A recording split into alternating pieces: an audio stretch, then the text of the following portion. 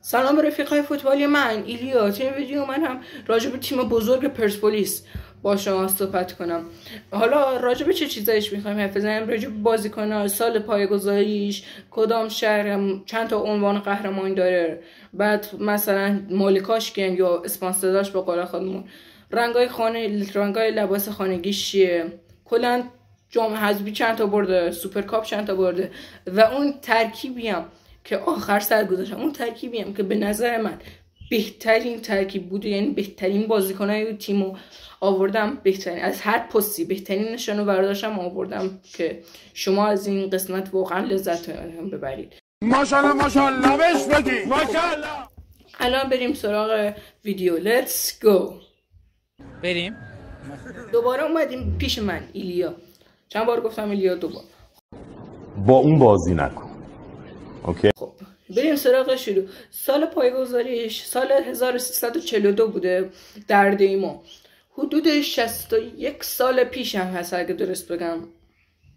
دو تا چرت. آره خسته شدیم دیگه. دو تا چرت. آره 61 سال پیش. حالا تو شهر تهران هم هست که اگه اینو ندونی خود خری. دیگه خود خری اگه اینو نمی‌دونستی. ولی نه، شما نه، دشمناتا. حالا 39 تا قهرمانی رسمی داره و 28 تا جام کشوری. 28 تا جام کشوری الکی نیست، 28 تا جام کشوریه. 28 تا. و میتونیم با همه بگیم که پر افتخار ترین تیم ایران میشه گفت. تیم باشگاهی فوتبالش الان واکنش رئال مادرید.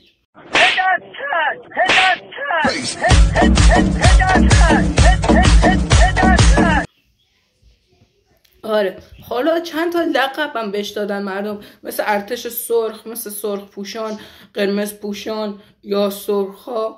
این هم میگم شما انتخاب کنین، یا یه آخرین لقبش که پنجمین لقبش هم هست، یا به این تیم میگن زلزله یا کیسه کش. خب از این بین این دوتا انتخاب کنین که آخریش مردم به این تیم چی میگن؟ میگن زلزله یا کیسه کش. خب لطفا الان این ورزشگاهش هم که ورزشگاه آزادی 78,000 نفر و 116 نفر گنجایش داره ورزشگاه که درست بگم. مالکاش هم که 30% بانک شهر، 20% بانک ملت و بانک تجارت، 5% هم بانک رفاه و بانک صادرات و بانک های دیگه. خب حالا قبل اینکه بریم سراغ اون یکی چیزا مثل رنگاشو بیرونی، عشق کردم ترکیبو بگم. ترکیب من به نظرم در حزبان آبادزاده باشه یا هم عقاب، مهدی مهدویکیان دفاع راست باشه، پنجعلی و مرتضی هم دو تا دفاع آخر ما باشن، مجتبی محرمی هم دفاع چپ باشه. دو تا وسط ما هم از نظر خودم علی پروین و کریم باقری باشه. ناصر محمدی هم که میذاریمش وینگر راست و رضا هم میذاریم وینگر چپ، علی دایی طارمی هم مهاجم نوک. به نظر شما این ترکیب خوبه؟ اگه خوبه لایک کنین و به من نشون بدین که واقعا این ترکیب خوبه یا نه. خب تا یادم نرفته شما حتما نظرتون بگین، مثلا اون ترکیبی که دوست داری چه باشه. فقط علی میگم علی ها ایسال کسی رو تو انرژیتن نذارین. تو چقدر عزیزی قربونت برم من. خب حالا مدیر عاملش رضا درویشه، سرمربیش هم اسماعیل کارتال. قدیم کریم باقری بود ولی الان دیگه کریم باقری موقت بود، الان اسماعیل کارتال شده که لیگش هم لیگ برتر است. رنگ خانگیش رنگ قرمزه، رنگ مهمانش رنگ سفیده و رنگ سومش هم همون رنگ مشکی، رنگ عشقه است. 16 قهرمانی در ادوار داره، 7 قهرمانی در جام حذفی و 5 قهرمانی در سوپر جام.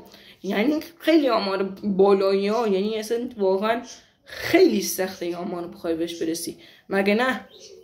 آره دیگه، آره بالای که ساب نشان بده. آره یا نه؟ استقلالی هستی؟ خب باشه فشار نخور، موز بخور، عیب ندارم. 2 بار هم حضور در فینال داشته و 4 بار هم در نیمه نهایی بوده. استقلال حالا 2 بار قهرمان آسیا شده، پرسپولیس 1 بار. آره دیگه این چیزی بود که میخواستم توی ویدیو با شما در میان بذارم و امیدوارم لذت برده باشین. راستی راجبتونم دوربینم هم جدید کردم، نظرتونم راجب بک‌گراند که گذاشتم بگین. اگه میخواین بک‌گراندم خفن‌تر بشه و قشنگتر بشه حتما لایک هم کنید، سابسکرایب هم کنید تا مانیتایز شم و به 1000 تا فالوور برسم. آرزو بر کودکان عیب نیست. گود بای.